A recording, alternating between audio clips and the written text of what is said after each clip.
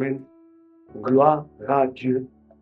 Merci à Dieu, parce que celui qui dirige ces moments, c'est le Saint-Esprit. Nous voulons vraiment laisser la place au Saint-Esprit. Et pour laisser la place au Saint-Esprit, des fois, eh bien, il faut être humble. Vendredi, le frère Jacques nous a parlé de l'humilité. Ça a été très fort. Pour moi-même, ça m'a vraiment percuté vendredi. La parole de Dieu m'a touché. Et j'ai constaté quelque chose, c'est que vendredi, toute l'église a fini à genoux. Tout le monde s'est mis à genoux, en train de s'humilier devant Dieu. Il n'y avait pas de cris, il n'y avait pas de choses extraordinaires. Mais l'église était en train de s'humilier, de se repentir, de demander pardon à Dieu. Et je crois que ça, c'est la volonté de Dieu. Amen. Alors, je vais vous parler de la prédication que j'ai reçue. Cette prédication, elle est là dans mon cœur. Je vais être peut-être à peine un peu plus long que d'habitude. Je vais essayer de faire vite. Mais c'est un message vraiment qui est dans mon cœur et que je dois vraiment partager, qui est tout simplement complémentaire avec tout ce qui vient de se dire et aussi avec la prédication de vendredi. Alors, le titre de mon message, c'est « Le lion de la tribu de Juda égale l'Église ». Alors, il y a quelque temps de ça, j'étais tout simplement dans la prière. J'aime bien quand je prie, aller dans les bois et marcher dans des petits chemins. C'est mon lieu de prière à moi. C'est ma chambre où je suis seul avec Jésus. Et là, tout à coup, dans cette prière, je vois à côté de moi un lion. Un lion majestueux. Un lion d'une beauté rare. Et ce lion bondissait d'un côté à l'autre. Et le Seigneur me disait, je suis là pour te garder. C'était le lion de la tribu de Juda qui était à mes côtés. Alléluia. Apocalypse 5,5 nous dit, et l'un des vieillards me dit, ne pleure point. Voici le lion de la tribu de Juda. Le rejeton de David a vaincu pour ouvrir le livre et ses 7 sceaux. Alors j'aimerais qu'on retienne le rejeton de David. Parce qu'ici, tous, vous avez, même si vous ne connaissez pas la Bible, vous avez tous, à un moment ou à un autre, peut-être entendu parler du roi David et de l'histoire avec David et Goliath. C'est passé à la télé, ça a été quelque chose que certainement tous, vous avez entendu parler. Mais il y a eu un moment que je voudrais vous lire dans 1 Samuel 17, verset 40. David prit en main son bâton et choisit dans le torrent Saint-Pierre. La prophétie en a parlé tout à l'heure. Et les mit dans sa gibecière de berger et dans sa poche. Puis, sa fronde à la main, il s'avança contre le Philistin. Ça, c'est l'histoire de David et Goliath. David a pris Saint-Pierre, 5 cailloux. Vous êtes d'accord? La Bible vient de vous le dire. Et au premier caillou qu'il jette, à la première pierre qu'il jette, la cible est touchée en plein mille. Goliath est heurté en pleine tête. Vous êtes d'accord avec ça? Alors j'ai une question à vous poser à chacun de vous. Pourquoi David a pris Saint-Pierre? Merci. Il y a beaucoup de théories à ce sujet. Donc une qui dit, parce que Goliath avait 4 frères, dont 5 géants. C'est très vrai. C'est une possibilité. Moi, je pourrais dire aussi que parce que dans l'Église, il y a 5 ministères pour faire tomber les Goliaths de l'Église. Et ça serait un très beau sujet à pouvoir prêcher, peut-être que je ferai une autre fois. Mais moi, j'ai aussi une autre idée, une autre pensée, une autre chose. Moi, quand j'étais jeune, j'aimais jouer à la fronde. J'aimais jouer à la fronde et on se faisait même des frondes nous-mêmes avec du bois, avec des élastiques. Et j'avais des cousins qui étaient d'une précision. Vraiment, ils arrivaient à toucher une tête d'allumette avec un caillou. On tuait des serpents. Dès qu'ils sortaient la tête, tac, on touchait le serpent. On s'amusait à aller chasser les lézards dans les murs. Et même les oiseaux, mais ne le dites pas. On faisait ce jeu-là et je peux vous dire qu'on s'entraînait. On s'entraînait pour toucher la cible. Mais malgré notre entraînement, des fois on loupait. Sur 10 coups, peut-être on touchait une fois. Et là, David, moi je pense qu'il a voulu tout simplement, je dirais, assurer le coup. il a pris Saint-Pierre pour rassurer le coup. Ça, c'est ma pensée. D'accord? C'est juste une idée qui m'est venue dans mon cœur. David a voulu assurer le coup par rapport à ses compétences. Il a pris Saint-Pierre parce que peut-être que dans son cœur, il se disait, si je ne touche pas la première, je l'aurai à la deuxième. Si je n'ai pas la deuxième, je l'aurai à la troisième ou à la quatrième. Mais à la cinquième, il faut surtout que je l'ai. Parce que David connaissait ses compétences, il s'entraînait certainement dans son champ avec ses brebis, il devait peut-être se faire des cibles, ou dire, tiens, je vais essayer de toucher ça, je vais essayer de toucher ça. Et des fois, comme tout homme, il devait louper. Et là, il s'est appuyé sur ses compétences parce qu'il avait comme une forme de crainte, qu'on le veuille ou qu'on ne le veuille pas. Mais David avait dit quelque chose de merveilleux. Je viens contre toi, Goliath, non par ma force ni ma puissance, mais au nom de l'Éternel.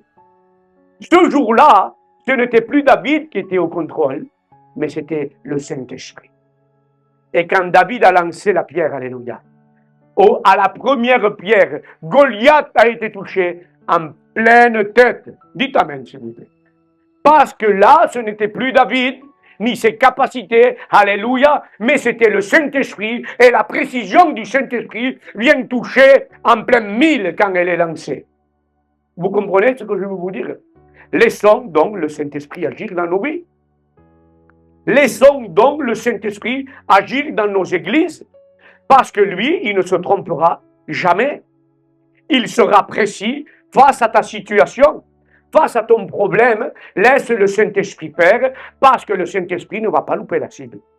Mais c'est bien souvent quand nous, on compte sur nos capacités, ou sous nous, 5 pierres qu'on peut mettre de côté. Je vais faire comme ça, je vais faire ça, je vais en prendre une comme ça, une comme ça, une comme ça, au cas où. Compte sur le Saint-Esprit. Parce que quand lui, il agit, il ne loupe pas. Dites amen, s'il vous plaît. Romains 8, 26 nous dit, mais l'Esprit lui-même intercède par des soupirs inexprimables. Quand le Saint-Esprit fait, les choses sont parfaites. La précision du Saint-Esprit. Il y a quelque chose de fort, c'est que David, avant d'être oint par Samuel, avant de combattre Goliath, il a été oint d'une façon assez spécifique, assez spéciale, parce que David, avant d'être à la lumière, il a été oint dans le secret. Mais pourquoi dans le secret? Pourquoi dans le secret? Alors qu'il devait être appelé roi. Vous savez pourquoi dans le secret? Parce que Samuel n'avait pas le droit de oindre David à ce moment-là, selon la culture et la tradition de l'époque. Parce que tout simplement, il pouvait être traité de révolte ou de, je dirais, de trahison envers le roi. Et le risque, vous savez qu'est-ce que c'était pour Samuel, pour David et pour sa famille? La mort. Mais Samuel a désobéi, écoutez-moi, à la tradition et à ce que réellement les hommes lui imposaient.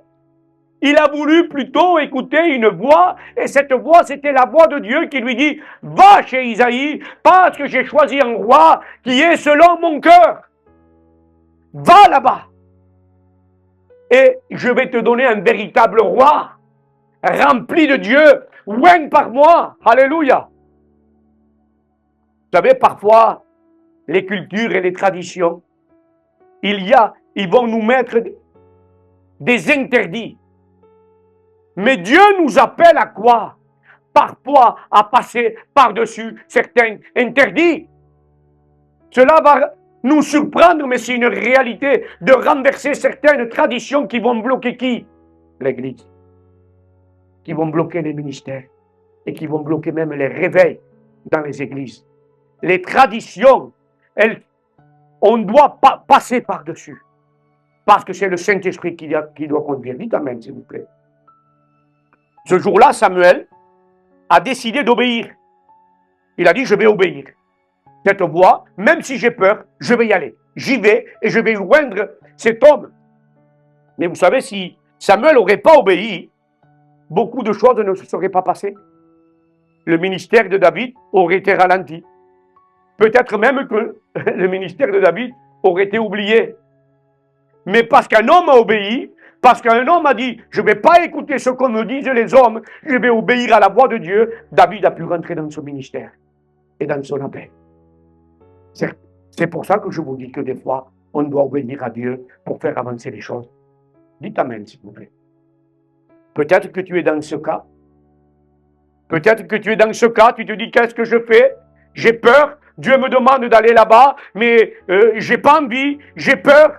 Mais Dieu te dit d'y aller. Et si tu y vas, Dieu est avec toi et rien ne sera contre toi.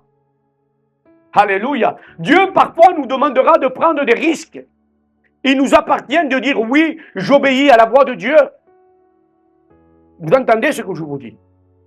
Samuel a pris des risques de mort. Et parce qu'il a obéi, écoutez bien, je vais aller loin, c'est pour ça que nous sommes là.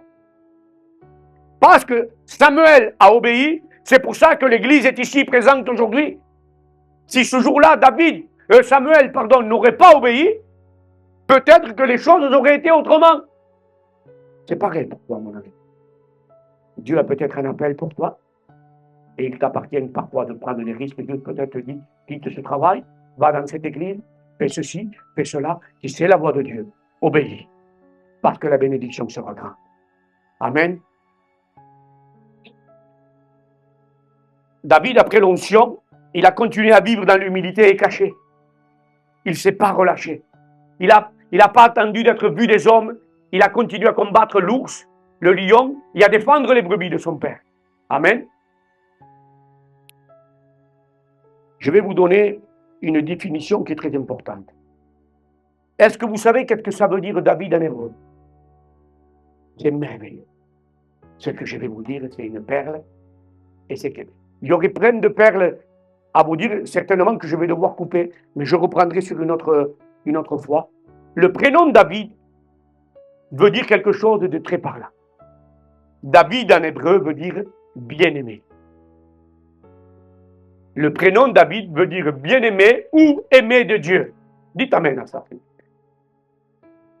savez, le début du réveil en France, à 1930 à peu près, 1940, a été merveilleux. Le réveil pentecôtiste, je précise. Il a débuté en France et il se sont passées des choses extraordinaires. Il y a eu, si vous voulez, la pub du pentecôtisme, la pub de Dieu à ce moment-là. Vous savez qu'est-ce que c'était? C'était les miracles, les prodiges, les résurrections et les délivrances. C'était devenu le quotidien des pionniers, de nos pères de la foi. Ils ne vivaient que pour faire des miracles, des guérisons et des délivrances. Et parce qu'il y a eu des guérisons, parce qu'il y a eu des miracles, parce qu'il y a eu des délivrances, les églises se sont remplies. Même avant que les mouvements n'existent,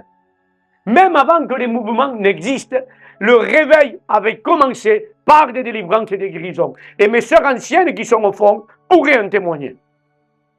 L'église gitane, l'église de Bois-Bezin, d'où nous sommes beaucoup issus. Il y a eu des miracles. Vous savez comment le peuple gitan est venu de cette région?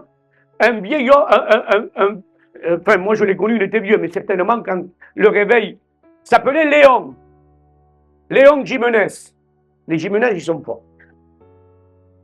Léon Jimenez a vu une croix. Un homme qui savait quasiment pas lire, mais qui avait un cœur humble et véritable. Une croix dans le ciel en or. Et là, il a appelé toute la tribu de Gitans. Il dit, venez voir, il y a une croix au ciel. Et là, les miracles ont commencé. Les prodiges ont commencé. Tout le monde voyait cette croix dans le ciel. Des gitans se convertissaient, des guérisons, des miracles. On s'approchait de la salle, on recevait le parler en langue. Des délivrances, des gens tombaient, les pasteurs sautaient en l'air.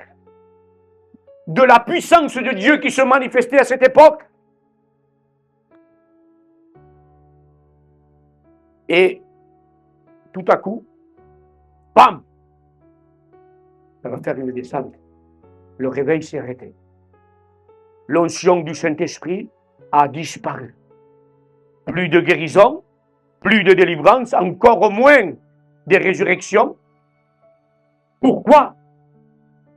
C'est une question forte que je pose à l'Église. Pourquoi tout ça s'est stoppé instantanément d'un coup? On peut aujourd'hui compter les miracles avec les doigts de la main. Les résurrections, vous pouvez garder vos doigts. Ça va revenir et ça revient. Mais écoutez-moi bien. Pourquoi cet arrêt? Je vais vous dire. Je ne vais pas trop m'étaler sur ce sujet parce que je préfère parler sur le positif que le négatif. Mais je pense que l'homme a pris le contrôle. Et quand l'homme a pris le contrôle, le Saint-Esprit a laissé l'homme libre arbitre de prendre le contrôle. Dieu a dit, si l'homme veut prendre le contrôle, je le laisse faire. C'est exactement ce qui s'est passé. Et ce qui arrête le réveil en priorité, écoutez bien ces paroles, c'est la désobéissance de l'homme qui veut tout maîtriser, tout contrôler. Et cela s'appelle l'orgueil. L'orgueil prend le contrôle des églises et a pris le contrôle des églises. C'est pour ça que le réveil s'est aussi arrêté. C'est pour ça que les miracles, on peut les compter. L'orgueil, c'est l'arrêt de la relation avec le Saint-Esprit. Parce que ce n'est plus le Saint-Esprit qui dirige, mais c'est moi, parce que je sais tout et je connais tout. Donc le Saint-Esprit a laissé l'Église vivre de cette manière, non parce que c'était la volonté de Dieu, mais parce que c'était la volonté de l'homme. Et Dieu laisse l'homme libre de ses choix. J'ai une bonne nouvelle. Le retour du réveil en France est là. Nous commençons à vivre de nouveau le réveil. Dites amen, s'il vous plaît. Vous savez comment je suis rentré au mouvement Tout est possible? Parce que le Seigneur m'a parlé. Et il m'a dit quelque chose en particulier. Il m'a dit, Benjamin, est-ce que tu veux rentrer à l'armée des Gédéons? Et j'ai dit oui. J'ai dit oui. J'étais plaqué au sol dans ma maison par la puissance de l'Esprit de Dieu qui me disait, dis oui au mouvement Tout est possible. Parce que c'est le mouvement qui va toucher Goliath en plein mille. C'est le mouvement qui va heurter la tête de Goliath. Là, j'ai appelé Chris Campion, le dirigeant de ce mouvement, et je lui ai dit, Chris, je suis OK pour intégrer le mouvement Tout est possible. Non parce que c'est toi, mais parce que le Saint-Esprit me le dit. Et ce jour-là, j'ai obéi. J'ai effectivement pris des risques de mort, des risques de persécution, mais je préfère obéir à Dieu qu'aux hommes. Donnez gloire à Dieu. Et je vais maintenant vous apporter une prophétie que le Seigneur m'a dit de vous dire. Et je vais la lire parce que je l'ai écrite. Écoutez bien cette prophétie. Soyez attentifs. Des églises vont se lever, mais elles ne seront pas toutes stéréotypées, mais elles vont être différentes, chacune aura une identité particulière, c'est-à-dire des façons différentes de faire à chacune. Chacune aura son couloir d'intervention, mais toutes les églises de réveil qui vont se lever maintenant, malgré des différences, travailleront ensemble dans l'unité et l'humilité. Des églises vont se lever. Ces églises ne vont pas être comme nous pouvons les connaître d'habitude. Elles vont être différentes. Mais toutes vont avoir un seul objectif, faire avancer le royaume de Dieu. Dites amen, s'il vous plaît. Maintenant, écoutez-moi, le réveil est là et la puissance de Dieu va se répandre. La gloire de Dieu va se répandre à travers ces églises de réveil. Joël 2, 29 nous dira, après cela, je répandrai de mon esprit sur toute chair. J'ai eu une vision, il y a quelque temps de ça également. J'ai vu quelque chose de fort que j'aurais préféré ne pas voir. J'ai vu un démon. Cet esprit s'appelait l'esprit religieux. Je vais vous le décrire. N'ayez pas peur. Il était assis sur un trône. C'était un démon qui était ancré depuis des années. Il avait les cheveux longs et blancs, me disant, je suis placé dans l'église. Je tiens l'église. Et ce démon était sur un trône, et je vais vous dire mieux, adoré par les chrétiens involontairement. À chaque fois qu'un chrétien se défait de la grâce et ne croit plus à ce que Jésus-Christ a fait, mais croit dans ses capacités, c'est ce démon qui se fortifiait. 40 ans que ce démon est en train de combattre le réveil. 40 ans que ce démon a voulu arrêter le réveil dans les églises. 40 ans que ce démon a pris de la place dans les églises. Je le dis haut et fort, parce que c'est une réalité que Dieu m'a dit de dire. Peu importe ce qu'on me fera, je préfère dire la vérité. Parce que si je ne dis pas la vérité, personne ne sera libéré. Je vais vous rappeler cette histoire de Daniel rapidement. Quand il a commencé à prier, il y a eu un combat dans le ciel pendant 21 jours. Là, ce combat, il a duré pendant 30 ou 40 ans. Mais je vous prophétise et je déclare un réveil à Pau et en France. Alléluia. Vous savez pourquoi? Parce que maintenant des églises d'humilité se lèvent. Et quelqu'un l'avait compris. C'était David. David, lui, avait compris que l'humilité précédait la gloire. Vous savez pourquoi? Saül l'invite dans sa tente avant de tuer Goliath. Il lui dit, tu vas mettre mon armure. Et là, David, voilà, qui met l'armure du roi Saül. C'était quand même pour ce petit berger quelque chose de merveilleux. Mais dès qu'il met cette armure, il dit, excusez-moi, monsieur le roi, s'il vous plaît. Je ne peux pas. Elle me bloque. Elle m'arrête. Elle m'empêche d'avancer. Enlevez-moi ça. Débarrassez-moi de ça. Laissez-moi avec ma petite tenue de berger. Cette petite tenue qui ressemble à rien, mais qui est la gloire de Dieu dans mon cœur, qui s'appelle l'humilité. Alléluia. David a refusé la stratégie humaine. David a refusé le contrôle humain de l'autorité qui était là. Et il a dit, moi, je ne veux pas l'autorité d'un homme, je veux l'autorité de Dieu.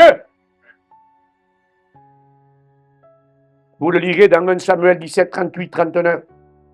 David a refusé le système religieux. Je vous le lis plutôt, excusez-moi, je vais vous le lire. Saül fit mettre ses vêtements à David. Il plaça sur sa tête un casque d'airain et le revêtit d'une cuirasse. David ceignit l'épée de Saül par-dessus ses habits et voulut marcher, car il n'avait pas encore essayé. Mais il dit à Saül, je ne puis marcher avec cette armure, je n'y suis pas accoutumé. Il s'en débarrassa. Écoutez bien, l'armure du système religieux arrête la marche de l'Église. L'armure du système religieux arrête le réveil en France. Au nom de Jésus-Christ, que toute forme d'armure humaine, traditionnelle et de système religieux pour bloquer soit enlevée de chez nous. Au nom de Jésus et de vos vies et de nos cœurs. Alléluia. Vous savez que Jésus, quand il est venu, il n'est pas venu avec une armure, lui, vous êtes d'accord avec moi? Il est venu comme un bébé, dans l'humilité. Dieu nous appelle à vivre dans l'humilité, je le répète encore une fois. David représente à plusieurs reprises, prophétiquement qui? Jésus-Christ. Amen. Il a même chassé des démons, David. Il a pris sa harpe. Il a même chassé les démons de Saül. Il a fait déjà à l'Ancien Testament une forme de délivrance. Vous le lirez dans 1 Samuel 16, 23. Alors maintenant, je vais aborder le deuxième point. David le plus petit. David le moindre, puisque David, lui, il était un peu oublié, abandonné de tous. Mais il était choisi par Dieu. Et il savait, avant d'être vu des hommes, il avait déjà été vu par Dieu. Écoutez bien. Vous savez pourquoi je vous ai fait un peu la panoplie de David? Silence, s'il vous plaît. Je vais vous dire pourquoi. Parce qu'aujourd'hui, je veux comparer David à l'Église. Je veux comparer David à l'Église. David, cet homme de Dieu, vous savez, il était type de Jésus, mais il est l'image de l'Église. Excusez-moi. Avant la fondation du monde, il y avait dans le cœur de Dieu quelque chose. Vous savez qu'est-ce que c'était? C'était l'Église. Avant la fondation du monde, dans le cœur de Dieu, il voyait l'Église. L'Église. L'Église qui s'appelle comment? La bien-aimée. David veut dire bien-aimé. Je vous l'ai dit tout à l'heure. L'Église s'appelle aussi l'épouse, la bien-aimée. C'est pour ça qu'aujourd'hui, je veux comparer David à la bien-aimée, à l'église. Dites amen, s'il vous plaît. Et cet homme, David, avait quelque chose de particulier, vous êtes d'accord avec moi? Il avait une appellation de Dieu particulière. Dieu avait prononcé par sa bouche une appellation particulière pour David. Vous savez qu'est-ce que c'était? David, homme selon mon cœur. Le bien-aimé, homme selon mon cœur. Au lieu de dire David, on peut dire le bien-aimé. Et au lieu de dire David, on peut dire l'Église, la bien-aimée de Dieu. Dites amen, s'il vous plaît. 1 Samuel 13, 14 nous dit, l'Éternel s'est choisi un homme selon son cœur. Et vous l'avez aussi dans Actes 13, 22. David, homme selon le cœur de Dieu. Est-ce que cela a fait de David un homme parfait? Eh non. Merci pour votre réponse. Selon le cœur de Dieu ne veut pas dire un homme parfait. Selon le cœur de Dieu ne veut pas dire un homme parfait. Le péché le plus grave que l'homme peut faire, alors écoutez bien, je vais vous choquer, c'est pas de commettre un péché. Eh oui. Le péché le plus grave que l'homme peut commettre, vous savez qu'est-ce que c'est? C'est se détourner de la volonté de Dieu. Le péché le plus grave, ce n'est pas celui que tu as fait, mais c'est de te détourner de la volonté de Dieu. Se détourner du projet de Dieu pour toi. Parce que le péché veut dire quoi? Rater le but. Je vous fais un petit rappel de Jonas. Dieu lui dit, va là-bas, et lui, il s'en va de l'autre côté. Vous avez vu ce qu'il a vécu? Il a été avalé par un poisson, il a failli mourir, parce qu'il a raté le but. Ne ratez pas le but. Ne ratez pas l'appel de Dieu dans vos vies. Je répète, David, homme selon le cœur de Dieu, cela n'a pas fait de David un homme parfait. Mais écoutez bien ce que ça a fait de David. Un homme prophétiquement sous la grâce de Christ. Ah, il était sous la grâce avant l'heure de la grâce. C'est exactement la même vie que l'Église.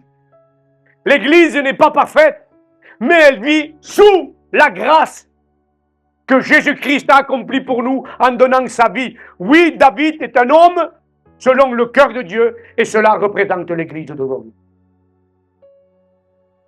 Vous savez très bien que David a chuté. Il a chuté même de façon catastrophique.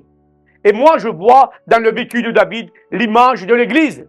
L'Église et David ont fait des erreurs, plein d'erreurs. Et la vie de David nous montre quoi? L'amour de Dieu, le pardon de Dieu, écoutez bien, et surtout la grâce de Dieu pour nos vies. Vous n'êtes pas heureux de ça? Ah bon? Parce que Dieu ne se repent pas de l'appel qu'il a fait. David est l'image de Christ, mais l'image de l'Église. Et je vous lis un texte dans Matthieu 1, verset 1. Écoutez bien, il est long. Généalogie de Jésus-Christ, fils de David, fils d'Abraham. Pourquoi Dieu n'a pas changé la généalogie de David? Alors qu'il a commis le pire des adultères. Il a tué pour avoir une femme. Et je vous dirais même, je pense qu'il a même violé cette femme. Mais David s'est repenti. David s'est mis à genoux. David a reconnu son péché. Vous êtes d'accord? Et Dieu n'a pas changé son plan envers David. Malgré le péché grave qu'il a commis, car la repentance, écoutez bien, c'est très important. La repentance, la grâce, nous relève et nous permet d'être à nouveau sur les rails. Parce que tant que tu es vivant, le projet de Dieu pour toi reste aussi actif. Et la repentance te replonge à nouveau dans le projet de Dieu. C'est ça qui est merveilleux avec Dieu. Le projet de Dieu ne s'arrête jamais tant que tu es vivant. Alors aujourd'hui, tu es ici et Dieu a un projet pour toi et pour l'Église. Donc, parce que nous vivons dans la repentance, le projet de Dieu reste actif tant qu'on est vivant. Alléluia. Alors j'ai envie de te dire, saisis le projet de Dieu. Saisis-le. N'aie pas peur. Fais ce que tu dois faire pour le Seigneur. Et je vais vous lire le psaume 51, qui est le cri, je vais le lire entier, qui est le cri de la repentance de David. On prend un temps pour le lire, s'il vous plaît. Au chef des chantres, psaume de David, lorsque Nathan le prophète vint à lui, après que David fut allé vers Bathsheba, c'est-à-dire qu'il a commis l'adultère, « Ô Dieu, aie pitié de moi dans ta bonté, selon ta grande miséricorde, efface mes transgressions. Lave-moi complètement de mon iniquité, purifie-moi de mon péché, car je reconnais mes transgressions et mon péché constamment devant moi.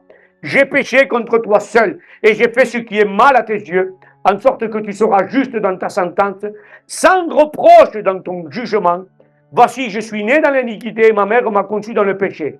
Mais tu veux que la vérité soit au fond du cœur, fais donc pénétrer la sagesse au-dedans de moi. Purifie-moi avec l'hysope, je serai pur, lave-moi et je serai plus blanc que la neige. Je prends juste une petite parenthèse, purifie-moi avec l'hysope. Vous savez que Jésus, à la croix, il a demandé du vinaigre à boire. Et on lui a donné du vinaigre. Et bien, vous savez avec quoi on lui a servi ce vinaigre?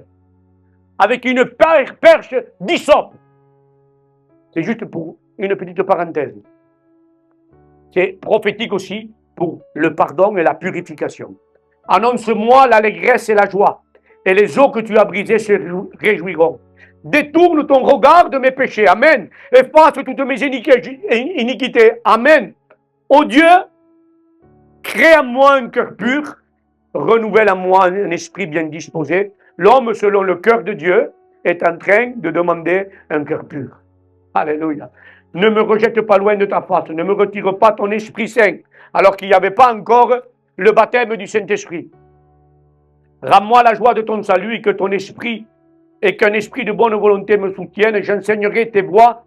Il enseignera, malgré son péché, qu'il a commis. Ça, on ne s'y arrête pas trop souvent. J'enseignerai tes voies à ceux qui les transgressent. Et les pécheurs reviendront à toi. Ô Dieu, Dieu de mon salut, délivre-moi du sang versé, et ma langue célébrera ta miséricorde. Seigneur, ouvre mes lèvres et ma bouche publiera ta louange. Si tu uses voulu des sacrifices, je t'en aurai offert, mais tu prends point plaisir aux holocaustes. Les sacrifices qui te sont agréables à Dieu, c'est un esprit brisé. Ô Dieu, tu ne dédaignes pas un cœur brisé et contrit. Amen. Je vais m'arrêter juste pour vous dire que la puissance de la repentance est le rétablissement. Et la puissance du rétablissement nous donne la restitution de ce que nous avons pu délaisser. Vous entendez ça? La grâce et la repentance nous rétablissent dans le chemin et le projet de Dieu. Alors peu importe ton péché, si aujourd'hui tu le reconnais et que tu reconnais que tu as été pécheur, Dieu te redonne le projet que tu as délaissé. David, homme selon le cœur de Dieu, avait tous ses péchés, mes péchés pardonnés. Je le répète parce qu'il faut que vous disiez Amen. David, homme selon le cœur de Dieu, avec tous ses défauts et péchés pardonnés. Dites Amen. Alors, David était, vous êtes d'accord, homme selon le cœur de Dieu? Vous êtes tous d'accord? Mais vous savez que pour l'Église, c'est plus que ça.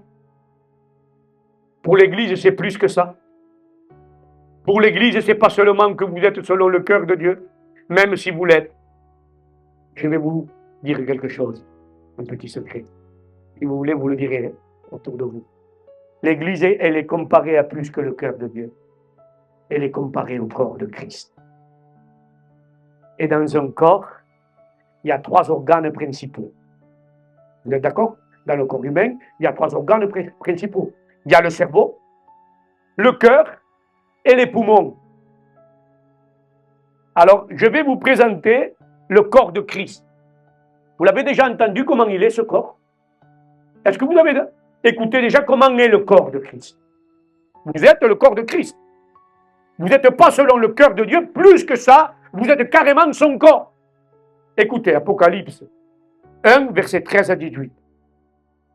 Je me retournai pour connaître quelle était la voix qui me parlait.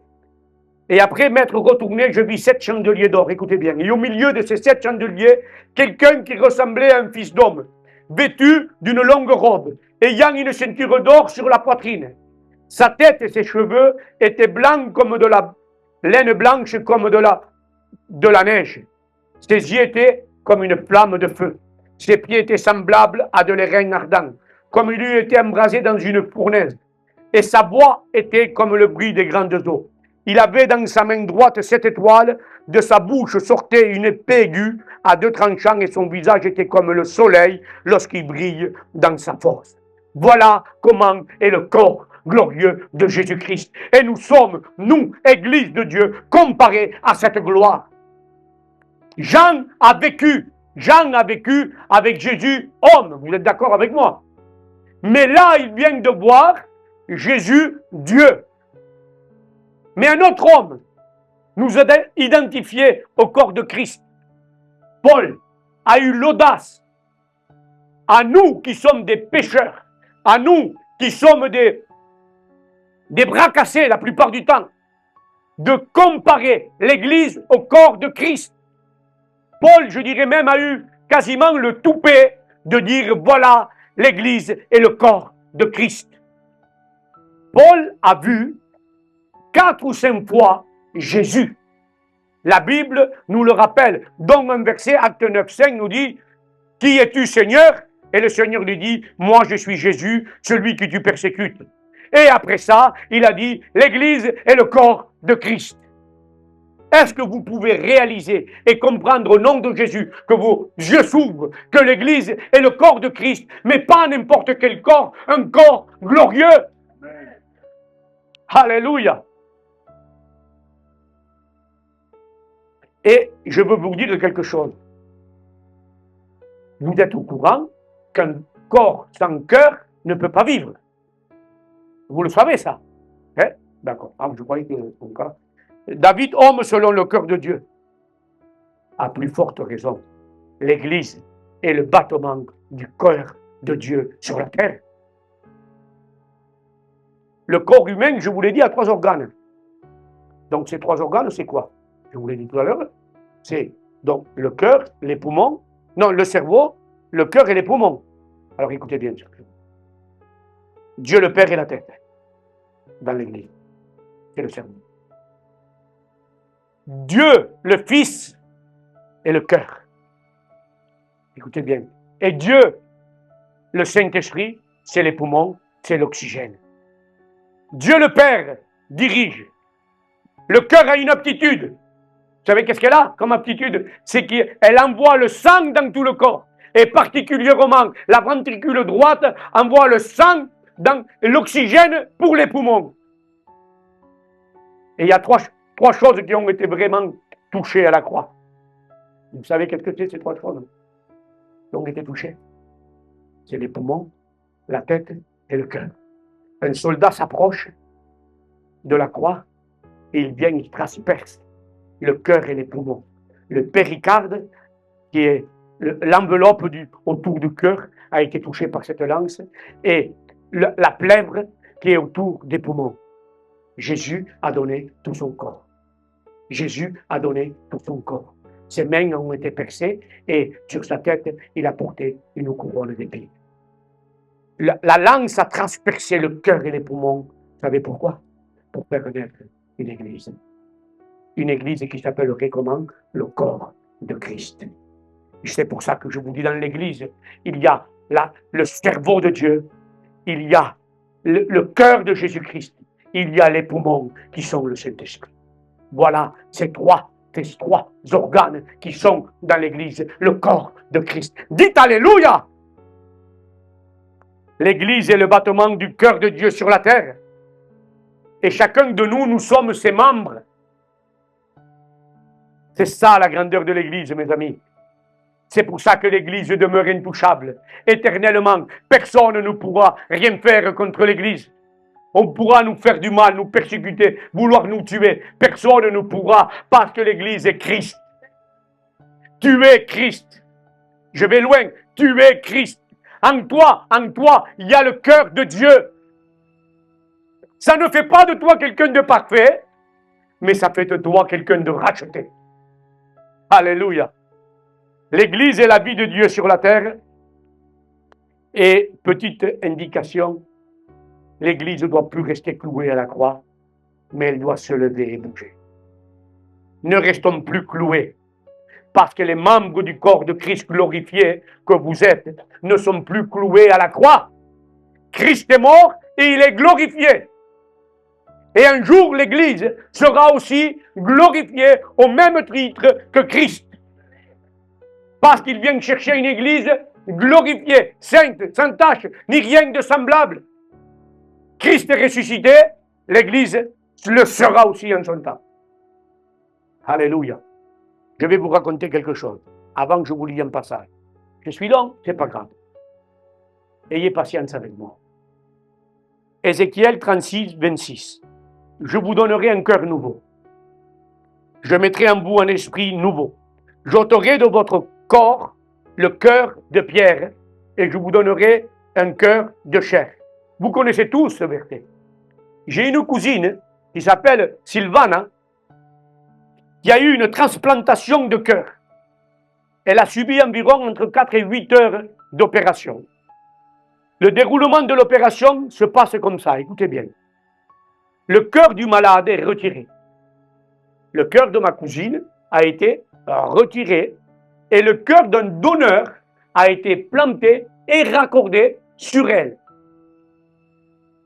Et aujourd'hui, cette femme, ma cousine Sylvana, elle vit heureuse. Elle profite de ses enfants. Elle profite de sa famille. La première transplantation de cœur a été faite en 1967, mais elle n'a pas réussi. La première réussie, elle a été en 1980. Mais Dieu avait commencé bien avant. Dieu est le chirurgien des chirurgiens. Il n'a pas besoin de 8 heures pour te changer ton cœur. En quelques minutes, si aujourd'hui tu dis Seigneur, change mon cœur, ton cœur est transformé. Ton cœur est changé. Ton cœur de pierre, ton cœur malade est ôté. Et c'est un cœur de chair et de vie qui te donne. Alléluia. Alors je dirais même que pour faire une transplantation de cœur, il faut qu'il y ait une personne en santé qui meure pour donner son cœur à la personne malade. Il y a 2000 ans, il y a quelqu'un qui est mort à la croix pour transplanter son cœur, c'est Jésus-Christ, le Fils de Dieu. Il est mort saint pour te donner la vie. Un mort pour une vie. Alors aujourd'hui, je t'annonce que Jésus est mort et qu'il a transplanté, Église de Dieu, son cœur en toi. La première transplantation a été faite par Jésus-Christ. Et elle était faite où? Dans le corps qui s'appelle l'Église.